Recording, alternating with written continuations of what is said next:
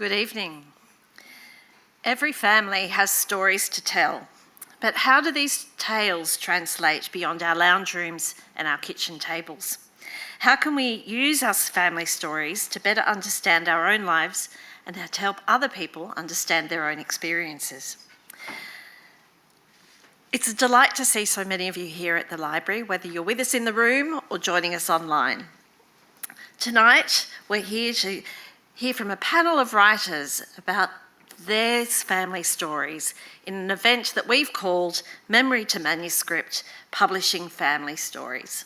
I'm Catherine Favell, Director of Reader Services, and one of the joys of my job is that I get to work with the team of family history reference librarians answering questions and queries from people all over the world about their family trees, their family stories. I acknowledge Australia's First Nations peoples, the first Australians, as the traditional owners and custodians of this land, and give my respects to their elders, past and present, and through them to all Australian Aboriginal and Torres Strait Islander people. Now, the National Library's collections enable Australians to discover, learn, and create new knowledge.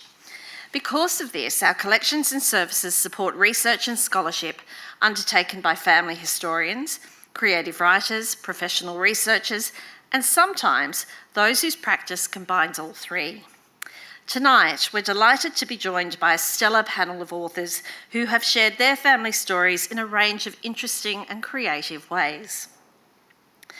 Tess Scholfield-Peters was a Seymour Scholar at the library in 2022, researching the experiences of Jewish immigrants who arrived in Australia before the war as part of her PhD research. Tess's first book, Dear Mutsi, A Story of Love, Escape and Finding the Forgotten, was published by the National Library Publishing Team this year.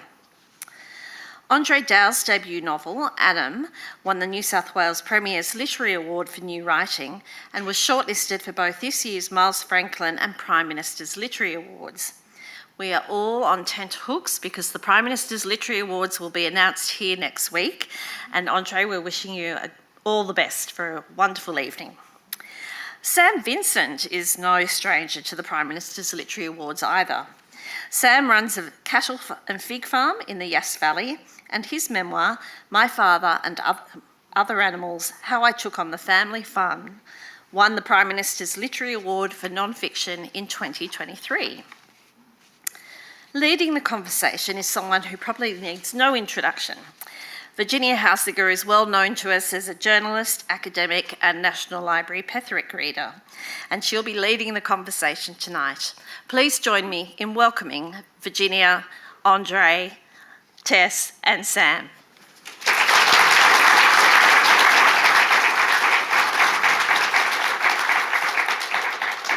Thank you, Catherine, and thank you for that lovely introduction. It's a delight to be here, and it's wonderful to see so many Canberrans come out tonight on such a windy, cold evening.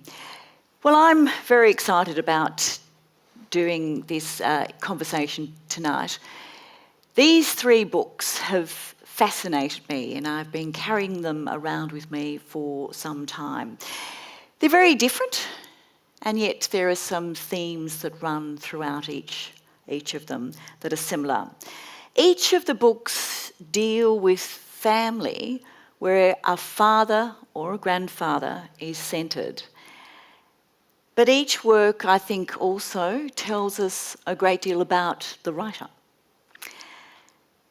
The works are also about relationships, about memory, family, history, the importance of history.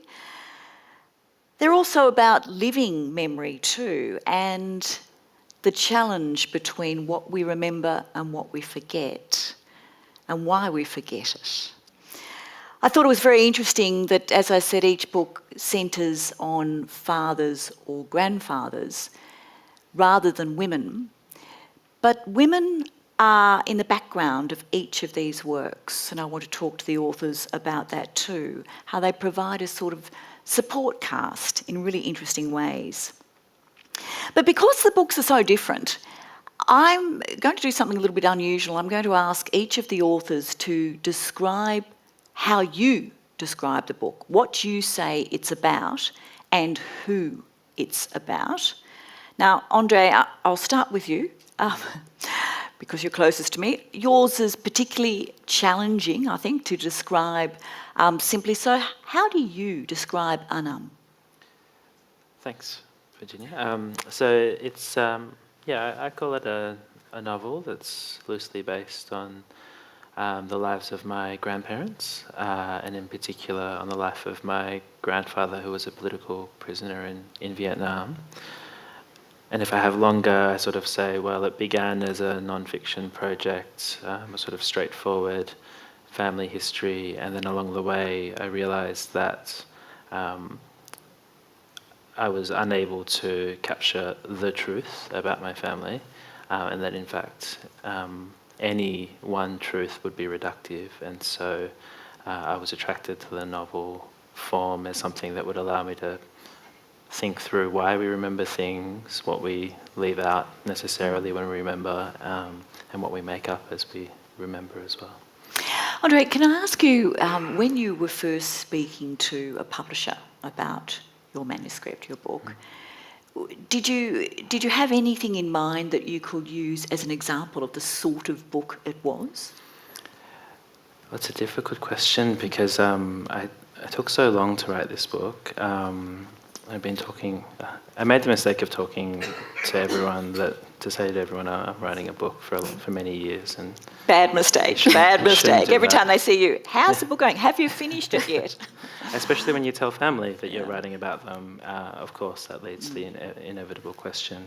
No, so I actually originally spoke to a publisher about it when I thought it was going to be a family history, and actually at that point, the publisher said something quite unhelpful, which was, oh, that sounds like a really good, straightforward story. You should be able to write it in about 6 months.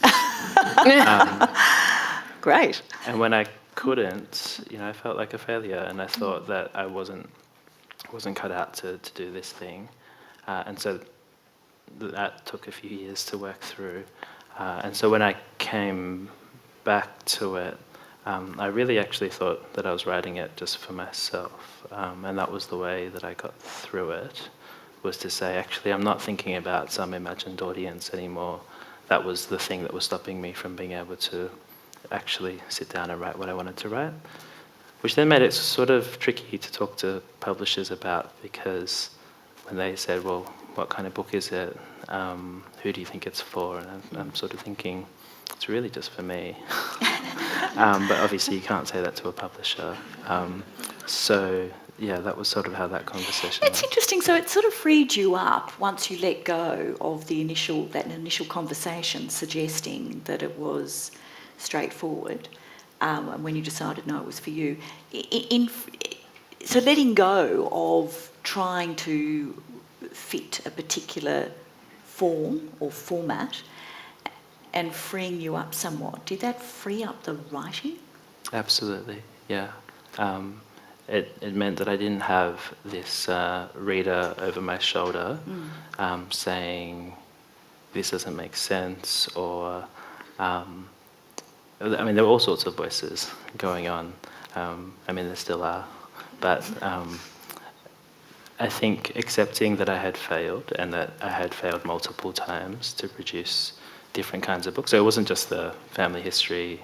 There was also a version where it was, no, it's a love story, and then no, it's a spy novel. A spy novel? Yeah, Gee, I never picked that. Yeah. And actually, yeah, at a certain point, you fail so many times, and I had one or two very trusted, close readers who were able to tell me that it wasn't any good. And once you get through that process of failing so many times, yeah, there is a point of liberation, which is going, well, it can't get any worse. But André, how can you keep pushing on with a project that you felt had failed, or that you were failing in producing, and that even trusted readers were telling you it didn't work? What made you, or allowed you, to continue working on it? So in part, there was a compulsion, so I needed to do it. I needed to work through for myself what this man, my grandfather, what this woman, my grandmother, who they were. and what that meant for who I was. And then the trick that I discovered that freed me up in that was that I said, oh, it's actually not my grandmother, it's not my grandfather, it's not me, it's these other versions of us that I get to play with. And I can have a conversation, my narrator can have a conversation that I didn't have. Maybe he can ask a question that I didn't ask in the room at the time before my grandfather passed away. What would happen if he had asked that? And that, yeah, so then, I mean, I hate to say writing is therapy, but there was an element of being able to work through questions that I had for myself. So that was the compulsion part of going, well, I didn't get to have this conversation, and I didn't get to, and also there were research dead ends where you, as is typical of a lot of sort of refugee families, the paper trail doesn't get you very far, it runs out. So you have to make it up, and so this was a chance to sort of work through, well, what would change if this had happened in our family, or this. Fascinating. Thank you for that. Tess, how would you describe your book, and how do you describe what it's about and who it's about? So my book is a reconstruction of my grandfather's early life. So he was born in Berlin in 1920 to two secular Berlin Jews, Max and Edith Pollnow. And he was, had the misfortune of being born born in 1920, and then he was 13 when Hitler came to power. And so he really got caught up in persecution. And so it sort of reconstructs that based on what I knew already, so based on memories that he had shared with me, and then also what he had written down and what he had said in testimony. And then also my sort of interpretation, or I guess imagination of this time, which was drawn from this amazing collection of letters that I found kind of not halfway. It was sort of, I mean, I guess that resonated with me in terms of the shifting of the form, depending on what you find and kind of who you're writing for. And initially I wanted it to be just all fiction. I wanted to have a novel that was based on this story. I'm interested to hear you say that, because there are times when I was so engrossed in the fiction, it's so beautifully written, and then would be sort of surprised when moving on or turning the page and you go back to a different form, a very different form, almost a research form. That can be challenging for the reader, but it's sort of fascinating. I wondered why you didn't just continue with the fiction. Well, because I found these letters. So essentially there were, 80 to 100 of these documents that were these typewritten letters, all in German, dated from kind of 1938 to 1940, that were signed. So the recipient was my grandfather, who was called Mutzi by his parents. So it was Liebe Mutzi, Dear Mutzi, and then signed Vati, father. And I can't read German, unfortunately.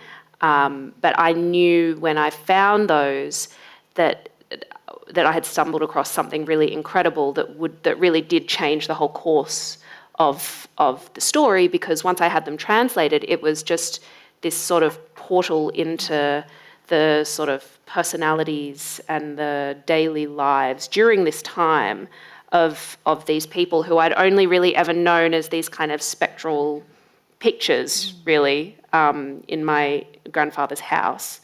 And I just thought that I had that sort of documentary evidence of, as far as letters can be thought of as that kind of concrete evidence.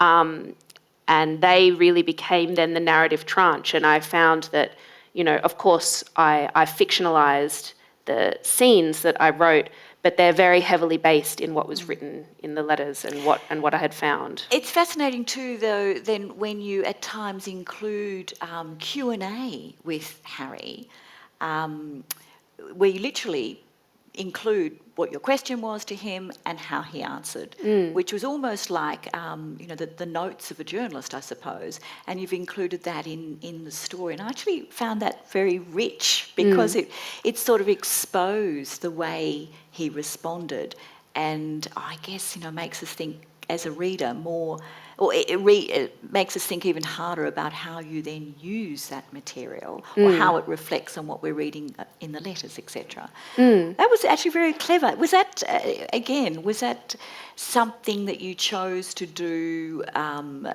with an example or a template of that in mind, or that just seemed like an inevitable thing for you? Well, there's actually a writer, she is a Swedish author called Joanna Arjan, and she wrote a memoir called An Exclusive Love, which was a memoir about her grandparents in a similar sort of vein. And she was kind of inspiration for me in that she would document these sort of conversations, and then she would sort of have these kind of imagined scenes that were drawn from them. So I'm really drawn to how imagination can sort of function in life writing and what the kind of boundaries are between that. And I guess, André, you kind of explored that as well a lot in your book too. So I loved your book so much, and Sam's as well, but you said something which I really,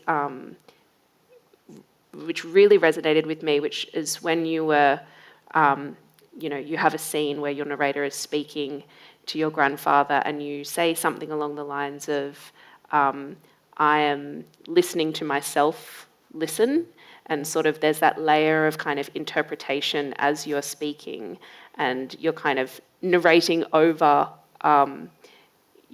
what you're hearing in a conversation. And I thought, that I was kind of thinking about that too when I was speaking to my grandfather, that you kind of, because the process of being a witness in a testimony or speaking to someone and having a dialogue is that there's the person that you're speaking to, and then there's you who are speaking, and you're constantly split between listening and appreciating what the person is saying, but then how you are kind of thinking and then conceptualizing what they're saying at the same time. And there are also moments when you questioned his own memory. I think there was an example in particular which I thought was quite sweet, where there was reference to him being part of the Olympic ceremony, and you were saying to him, but as a Jew, how could you have been part of Hitler's Olympic ceremony? Because I suspect you didn't believe that was possible, and he insisted on the truth of it, and you had to let that go. But even the way you include it in the book is to let us know that as the writer you doubt it. But I did doubt, but I do believe that he was part of it, because years before he did tell that story quite a lot to quite a few people, and he was an exceptional gymnast. And there was a gymnastics display in the kind of opening, not in the actual Olympic event, but in the opening ceremony. So yes, but as a person, with obviously this historical context, it seems absurd. But yeah. Well, it's fascinating. So, your book and who it's about. And I just want to add there that it took me, My Father and Other Animals, which I think, by the way, is a fantastic title. Such a good title. It's a great title.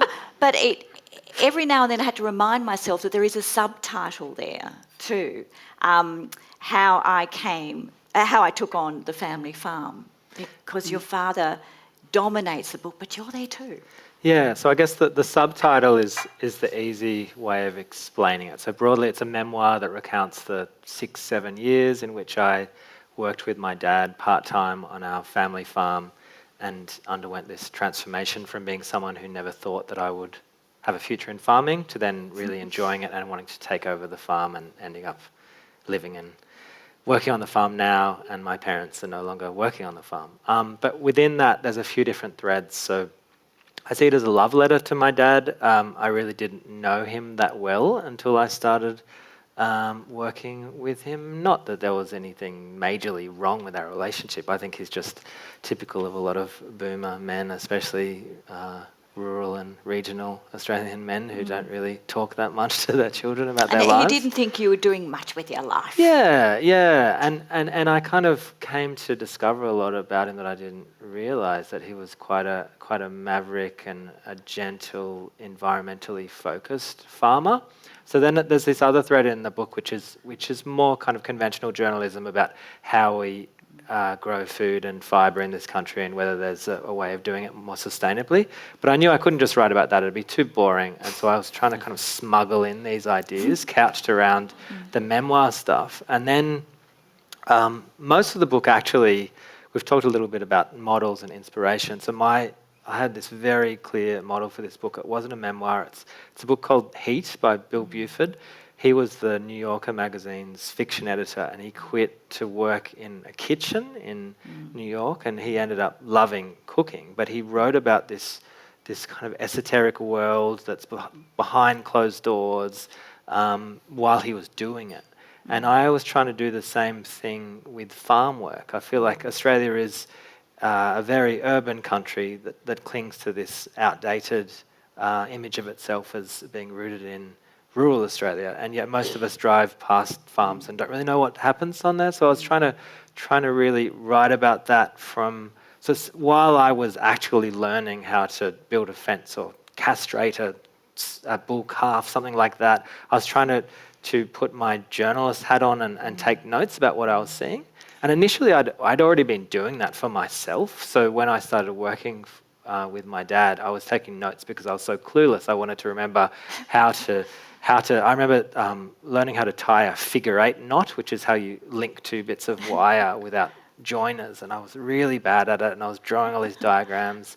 So I already had these notebooks that were filling up with stuff like that. And were you taking those particular notes, though, for you? For myself. Yeah, so not for the book at all. So actually my first book was published 10 years ago today, and I think a week or two before that I'd started working with my dad. And I had all these ideas for a second book, and they were all pretty rubbish. And I distinctly remember having a phone conversation with the publicist about my first book while I was helping to mark calves, vaccinate newborn calves. And I couldn't hear her because the lowing of cattle was so loud. and this publicist in Melbourne thought this was quite unusual. And I just thought, oh no, that's just my life.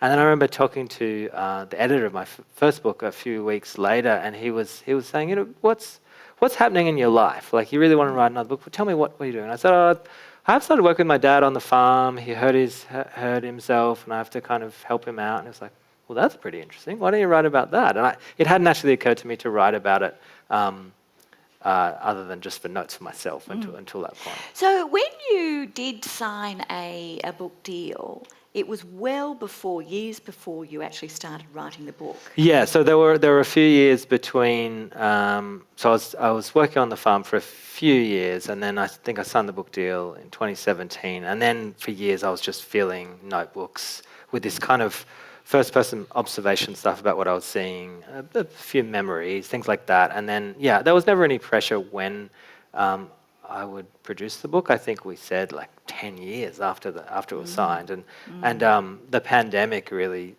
saved me. I know we've come to talk of the pandemic like people did of the war, or they had a good war, they had a bad war. I had a very good and easy pandemic. I feel embarrassed. I was locked down on a organic farm with lots of produce and fresh air and space, and that was when I took the time to start writing this book. Yeah. I've got to ask you, Sam, I love the way at the end your father asks you if he's in the book, and you say to him, on every page, and he says something like, bloody hell then. Yeah, I mean, as soon as I saw this was asked to participate in this event, the first thing that I thought of was, we're going to talk about the ethics of writing about your family. Yeah. And I'll have to disclose how unethical I was. When I knew I was writing about my dad and my family, I had to shut out any notion that he would read it, because I just knew that I would self-censor too much if I was doing that. I'm the youngest in my family. I'm used to being bullied by 3 older sisters. I didn't want Oh, stuff you poor thing. to be taken out prematurely. And so I just ignored it, that, he's not going to read it, until it was pretty much done. And then I thought, what am I going to do now? So I got my mum to read it, and that was mainly as a fact checker. Yep. Anything that wasn't true was removed. But then we had a conversation about things that my dad, she didn't think would like, and I had to fight for a few things to be in, because I kind of thought that he would probably convince me to take them out if he'd have read it, and I really didn't want that. So, just briefly, did he like it? It's hard to say. He's very coy about it. I know he likes bragging about it when it suits him, but other times he says he's embarrassed. I really don't know. Has he read it? He's read it, Okay. yeah. He read it, and he sent me a very formal, sweet text message about it. That was, it was very touching. Okay. I want to now just talk about some themes that cross all of your books. And by the way, we are going to open up to questions towards the end. So if you've got your questions, or please don't hold back, because I think there will be plenty of questions from the audience. I want to ask about, you just touched on it actually, Sam, the ethics of writing about family. How for all of you, in the different ways that you have, and indeed in the different genres that you've used and worked with, how you grappled with that very issue of what is truth and what is not truth. And both Tess and André, you've touched on the fact that you've been liberated by using fiction. But I'm interested to know how much of a struggle it may have been in producing the work, in your own mind, about how far you may have strayed from truth and the ethics around that. Mm-hmm. André, is that something you grappled with? It's part of the reason why it took so long.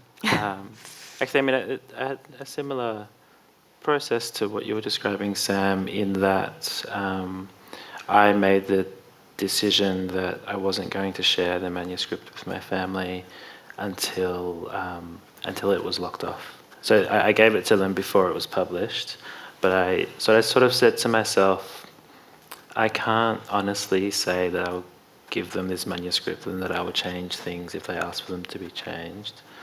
So then I can't share it with them if it's still in the process. And I mean, partly that came after, so before I wrote this book, I'd been working on refugee oral histories. And in that testimony work, every sentence, every line we went back and forth with the interview subjects to make sure that they were happy with how they're being represented. And there was a whole politics of that project of saying, well, these are people who haven't had any agency over their lives.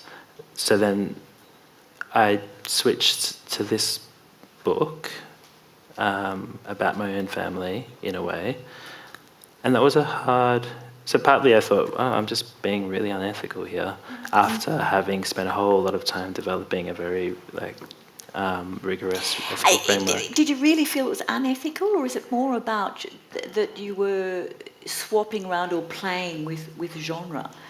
A bit of history, a bit of fiction, a bit of memory?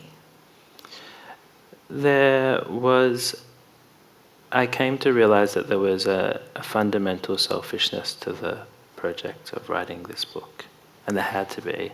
And then, in fact, I wanted to express something, and so part of, I guess, the ethics of the book that I sort of try to explore is the ethics of taking up space, which is whether it's to be on unceded land, or whether it's to write a book.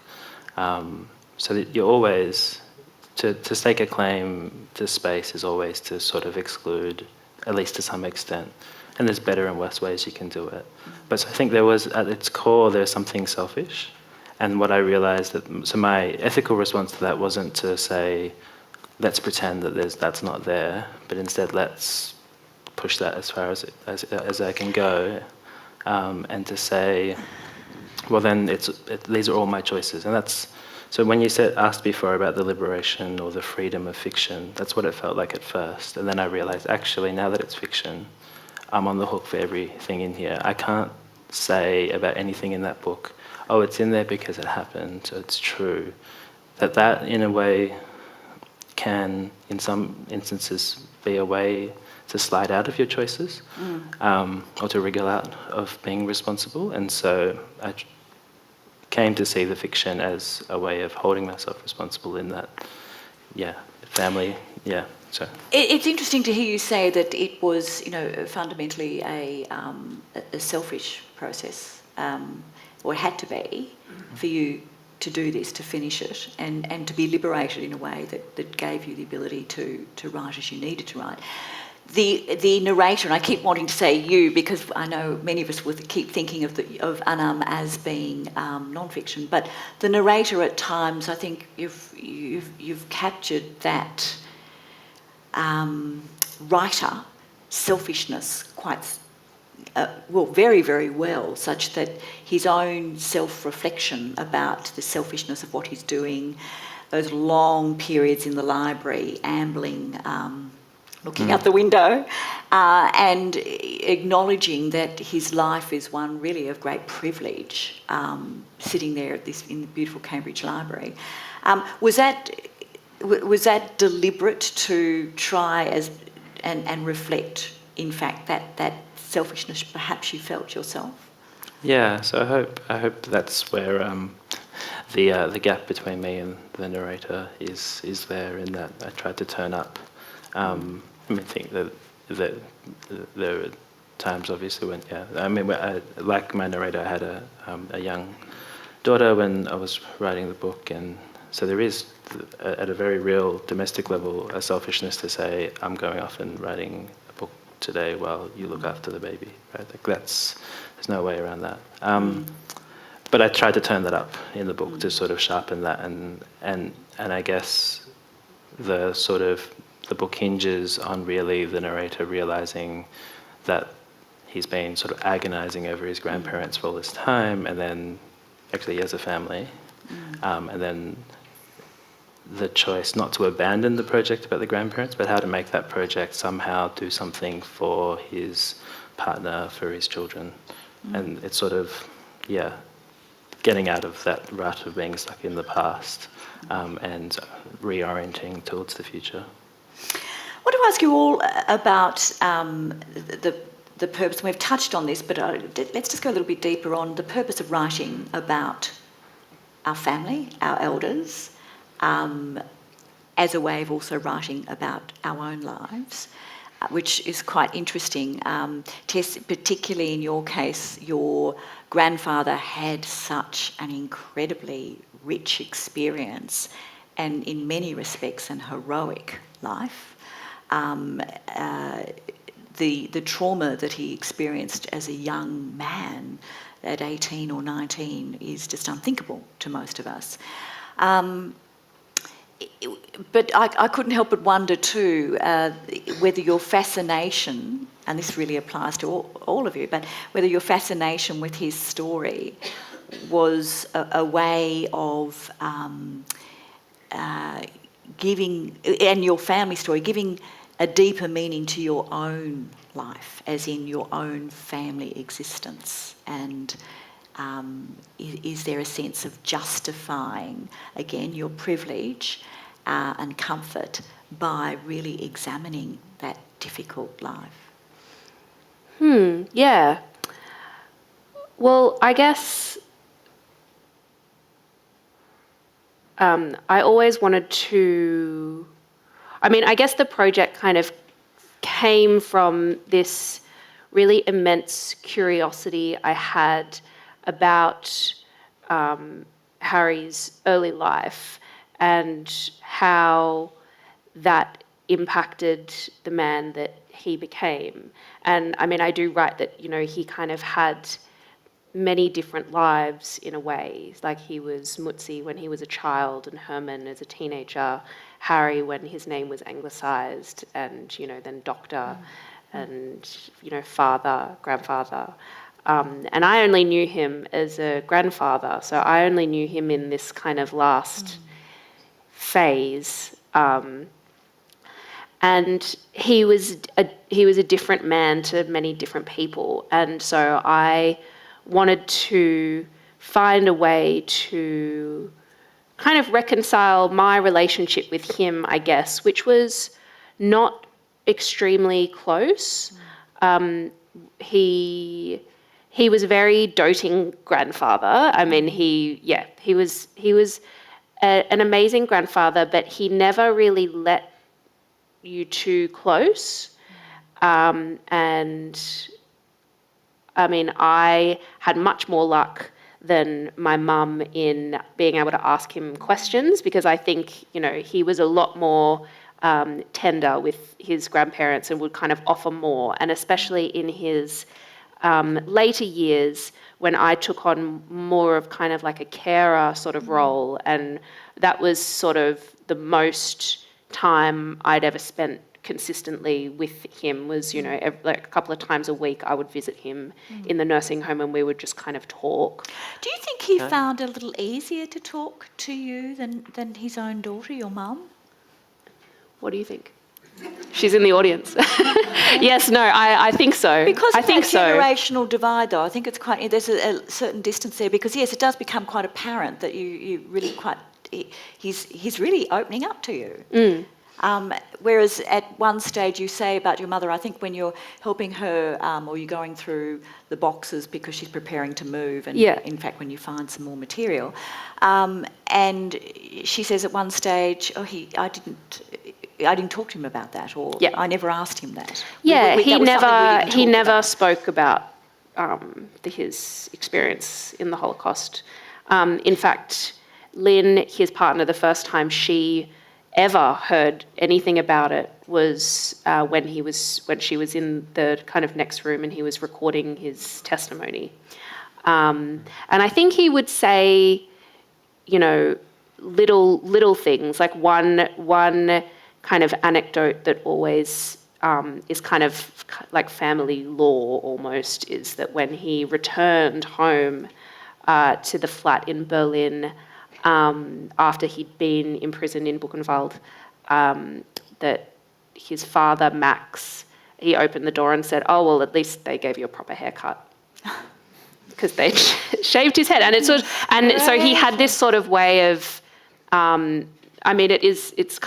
it's awful, but it's sort of this kind of, like comedic, but the light, and then, there are a couple of anecdotes like that,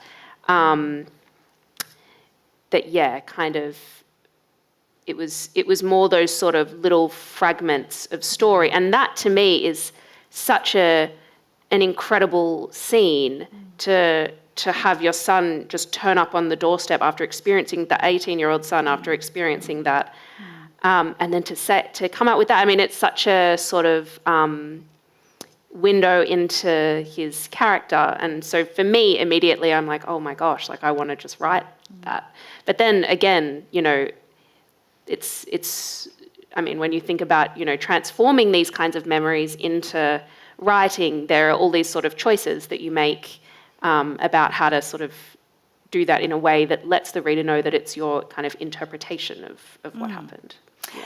Sam, did you feel yourself getting closer to your dad once you had decided that you were actually going to make a book out of all this note-taking and job learning, etc., and working with him? Did you consciously feel you were getting closer to him? Yeah, definitely. And, when he eventually read the book, I think he realised how much I had loved working with him on the farm and the farm itself. I don't think he realised how much I loved farming by the end of it until he read the book. So there was that very personal element to it. But looking back, I remember unashamedly plumbing his story for comic value. I thought he was a really funny character, and I wanted to share that with other people. It had nothing to do with me and him. something springs to mind early on when I was taking notes for myself. I remember one day we were talking about whether it was going to rain, and he said, "Oh, let's get out of the ute and see what the ants are doing." And he pulled up this big rock, and he was studying the ants to see if they were more or less frantic than usual as a way of telling whether it would rain. And I put that in my notebook as, that's kind of interesting bush knowledge. I'm always going to look under the rocks. Yeah, but then afterwards I was thinking, this is bizarre and Yeah. eccentric and hilarious, and I want other people to know about that. I want to know that what my dad is like, and that he's someone who, when CDs became redundant, rather than throw them out, he tied them onto bits of twine and hung them from fruit trees as a way of scaring away birds when they would kind of shake around. So yeah, there's that element that has nothing to do with me understanding him. But you're right. I really, and it wasn't a conscious thing. After a few years of working with him, aside from this project, just working with him, aside from the book project, I came to realize that I understood a lot more about him, and that I was closer to him than I had been, and that a lot of that didn't have to do with talking at all. It was just spending time together, working on things together with our hands. This kind of nice silence, easy silence in nature. What about your mum? Because she features, I thought, very strongly in the story, and yet she's in the shadow all the time. And there are moments when I wondered about, you are very direct in noting your father's old-fashioned sort of gendered way of understanding her role. And there are times when it clearly irritated you, but you didn't intervene. Yeah, I had to put that in. Just stepping back about the selfishness of writing about family. One thing that comforted me, I knew it was a selfish act, but I felt like if I was going to write potentially unflattering things about my family, I had to hold myself to that same level. And you ate her crumpet. Everything is truthful in this book, and I was pretty incompetent. I still am at a lot of farm tasks, but also, doing things like that I'm not proud of. I had to put that in. I couldn't edit that out. To people who don't know, Sam's mother makes a crumpet for herself. Sam's father comes in, cuts it in half, gives Sam. So he just assumes that, and goes to eat it himself, assuming it's for him, and it was for his mother. And his mother, standing at the door, walks out. Now you know that she was pissed off. Yeah, and I also know that people reading that are going to think that I'm not a very nice person, but that's the truth. And equally, there was a moment where I had a cow in the cattle yards, and I was getting very frustrated with it. I actually lost my temper and I slapped it in the face, and that would have been easy to edit that out as well to make myself look better, but it needed to stay in if I was going to be narky about my family as well. In terms of my mum, though, that's really interesting. This has come up a lot. A lot of people have criticised me who know my mum, and she's a huge inspiration for the way I farm, and she kind of turned my dad away from more conventional industrial farming to a more a way that's a bit more in tune with nature. And I found it quite hard. I knew I wanted to bring her into the book more, but I found it quite hard in that a lot of the scenes are me and my dad. So that kind of that action, if you will, of straining up a fence or observing nature, my mum wasn't present for that, so I kind of didn't really know how to bring that in. So I did when I could, when we're having conversations around the dinner table or recollecting her own farming family history. But that was a kind of a technical challenge to bring her in. And I didn't actually come up with the admittedly brilliant title, and when my editor did, it very much frames it as a book about me and my dad. So yeah, it's. I hope that I do honour her. But a good friend who's a filmmaker, and she read the first draft, and she said, you need to bring this gender stuff right to the start of the book. People are going to ask, where is your mum? That was on her advice that I brought that chapter to the start. I'm going to throw it open to questions now, because I know there will be some of you in the audience who do have questions. We've got some floating mics, and I think we've got a question right up there. Just while the mic is travelling, to pop your hand up so we can see you. André, something I do want to ask you about is, you mentioned before the work that you've done with Behind the Wire. Yeah. And throughout Anam as well, not throughout, but certainly your reference to thinking about the men on Manus Island. See, I did it again, the narrator, let's say, the narrator's reference.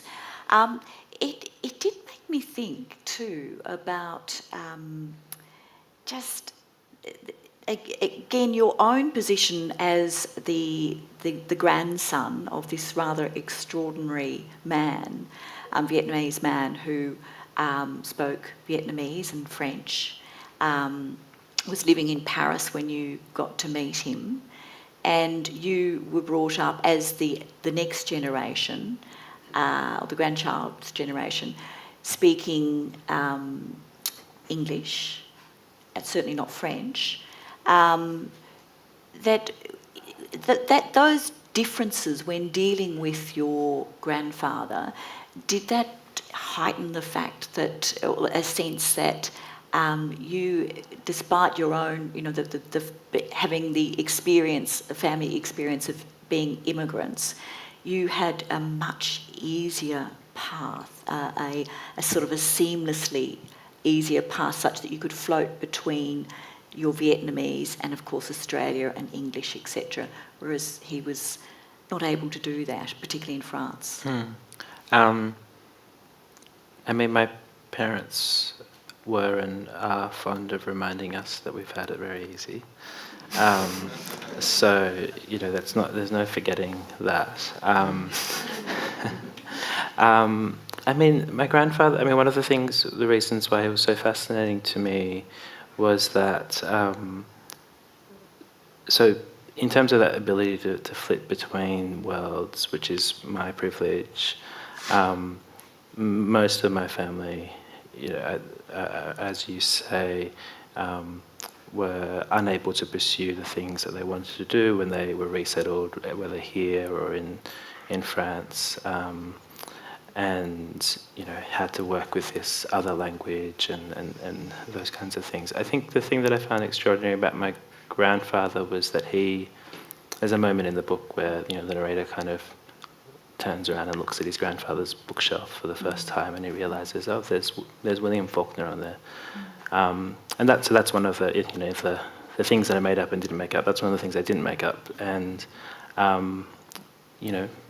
partly there's first the feeling of like, oh, I didn't know that he would have Faulkner on his shelf. What kind of man is he? And how does that change what I think of him? And then going, oh God, why did I think he wouldn't have Faulkner on his shelf? Why would I have assumed these things about him? So, he did live a life where he moved between many worlds and was an intellectual and so on. So I guess that's one of the reasons I was drawn to him. We've got a question up here.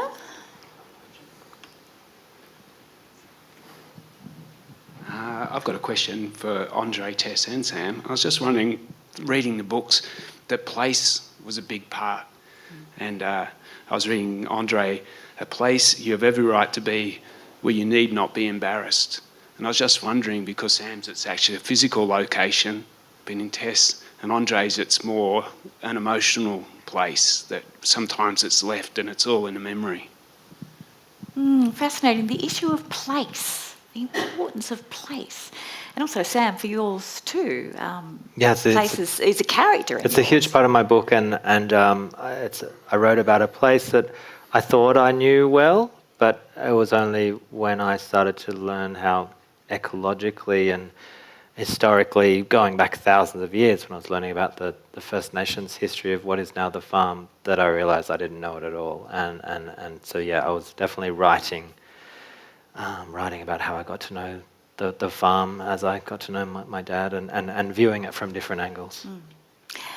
Place, the question, and Pete, who I've had a discussion about these books with, has raised the issue with me too about how important he knows Berlin very, very well, and was saying to me in reading your book, how important was it, I wonder, for you to visit those places, and therefore for the reader to actually know physically the sort of places that you talk about. So when I was actually writing the book, it was the COVID lockdown, so I wasn't able to go to Berlin. I had been to Berlin previously about 10 years ago when I was on exchange, when I was like 20. And it was a very different experience to when I went last year. I went back. It was kind of a few of the cousins have also been back. There's this kind of sort of not necessarily a pilgrimage, but it's sort of more of a mark of respect to go back to Harry's first address, which was Altenauer Strasse, which is now just kind of it's on a main thoroughfare, and then there's this sort of just block of kind of ugly looking apartments, which is not the same building. And so I remember just kind of standing there and sort of, thinking that I should, be feeling something more that is, but then, so that was kind of my first experience, and it was quite a jarring experience, which I think a lot of people who return back to these sort of places that are so monumental to our, in my case, my grandfather's, where he grew up, where he was born. But then last year, I went back because we had the Stolpersteiner ceremony, which was where they put these sort of 10 by 10 centimetre brass plates into the ground at the last place of residence for victims of the Holocaust. So my great-grandparents, Max and Edith, we had been on the wait list for 4 years to get them placed.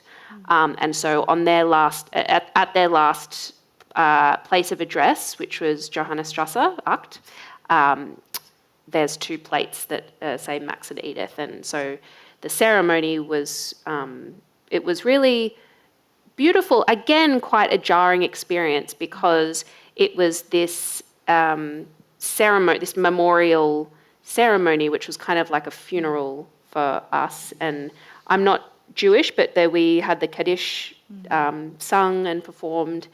But then at the same time, it was like a busy street. So there were people kind of walking past, there was roadworks happening, trucks. And so it was this real sort of intersection of place and of sort of the meaning of the place for different people. I think the cobblestone markers are a really powerful, really powerful symbol, I think. But what you just said then also made me, or reminded me, the power, therefore, of the memory that you have now put into writing is incredibly important, particularly when the physical place, such as what you just described, no longer exists as such. It's very, very profound. We have some more questions. We've got one over here, Chin Chin. Thank you so much. My question is on the relationship to self. All of you mentioned the selfishness that might be inherent in writing a book, and I wonder how you might have changed during the process or after the process, and your relationship with selfishness or yourself now. Thanks. I came to think of the narrator of Annam as this self who was not me.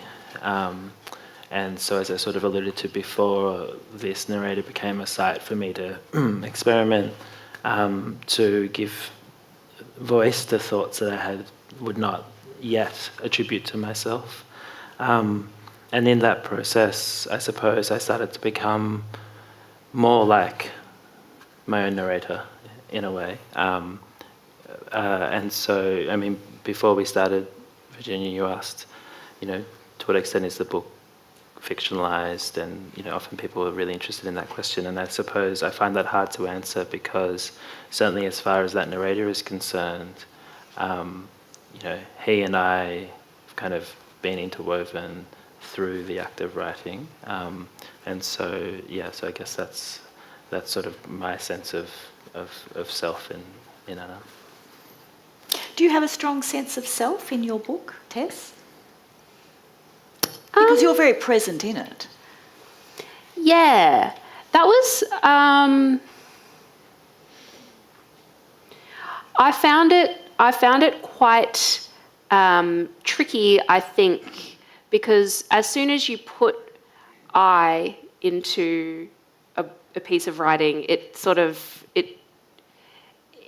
you're being then perceived on the page, and so I think it's interesting to think of myself as even though it's life writing, and the I, referentially I am me in the book. I'm not kind of a composite, although I guess I am. I don't know. It's such an interesting question.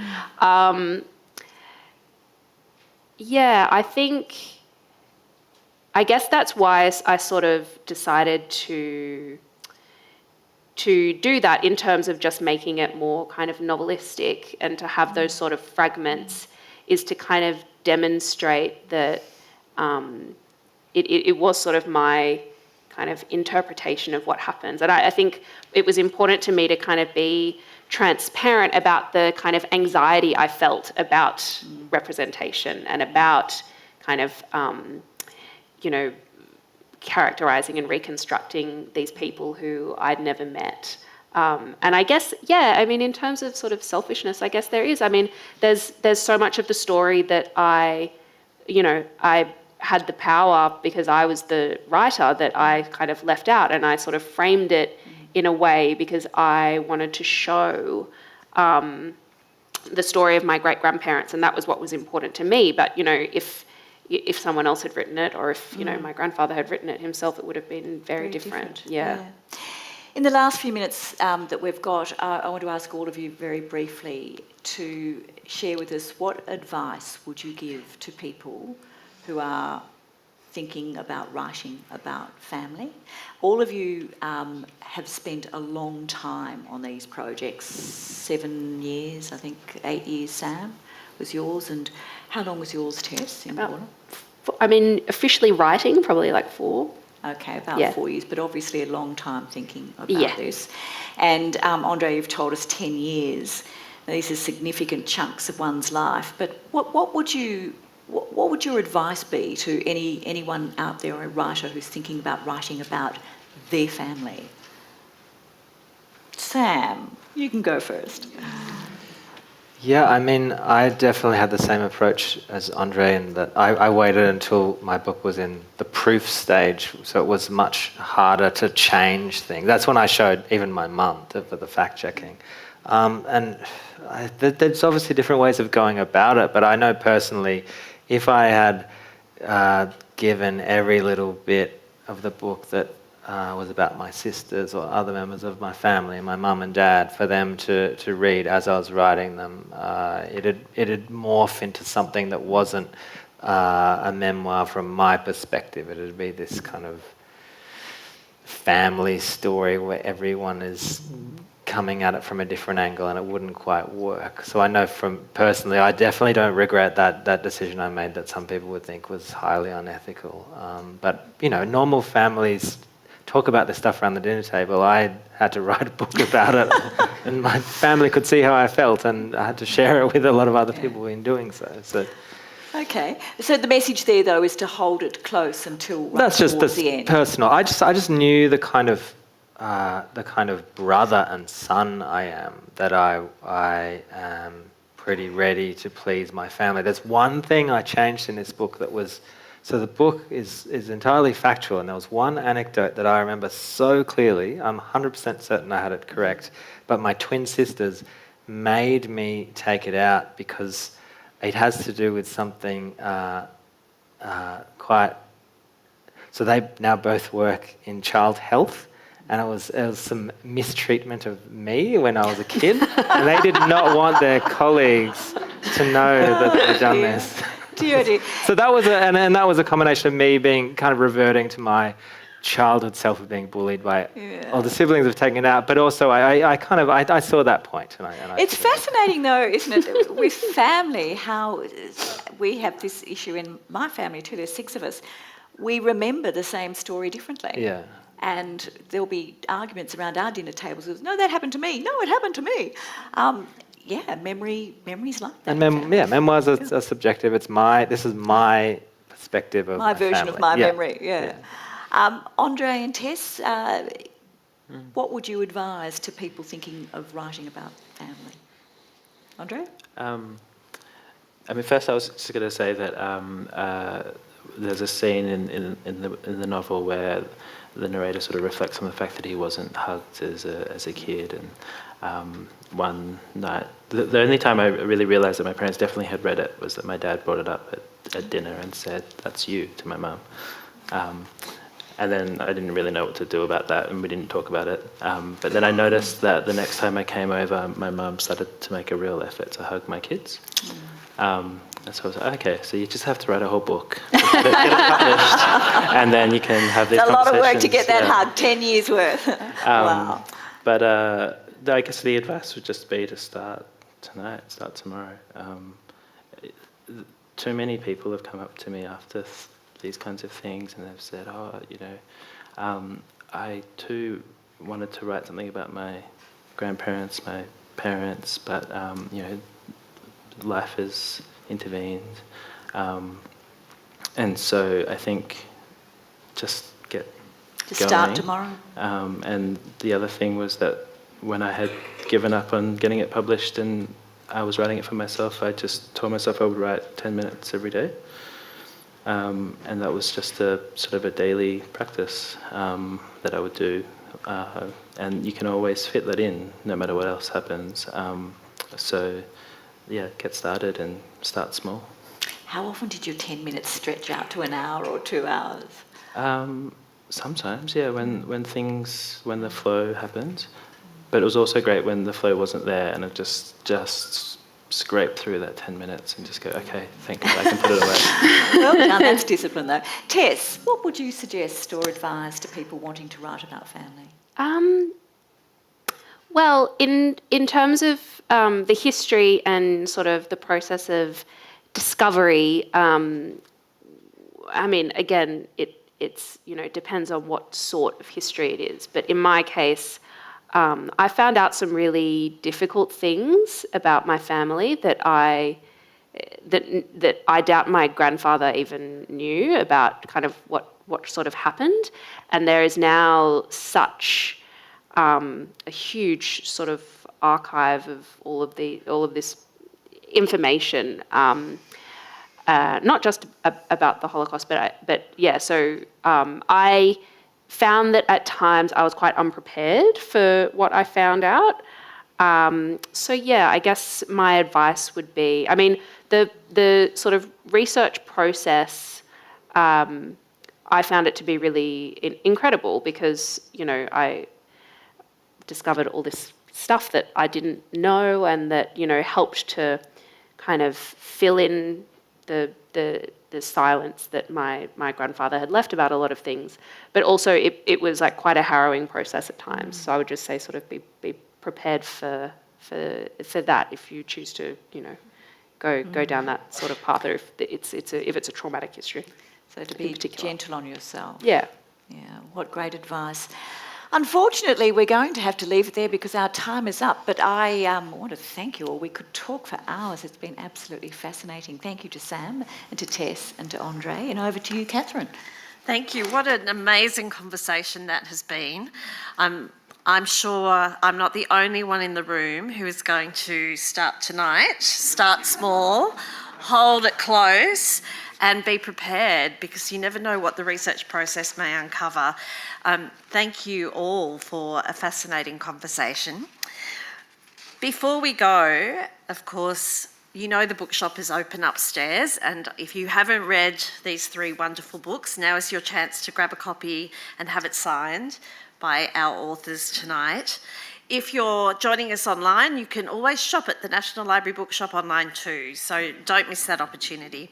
We're in the midst of event season. There is so much happening here at the library over the next few weeks. Tomorrow night we'll be launching Thomas Mayo's brand new book, Always Was, Always Will Be. And if family history is your thing, on the 24th of September, we're hosting a seminar on Australia's migration history in association with our beautiful new exhibition, Hopes and Fears, that you can see in the gallery. And of course, I have to give a plug to another book that the library has published. If you are interested in life writing and the challenges, the discoveries, the different approaches to it, we have just published a collection of the Seymour biography lectures called Telling Lives, which is 20 years of lectures on biography and life writing and the craft of telling family stories and personal stories. So you might like to pick that up in the bookshop too. Thank you all for joining us, but would you join me in thanking this extraordinary panel of writers and conversationalists for a wonderful evening? Thank you very much.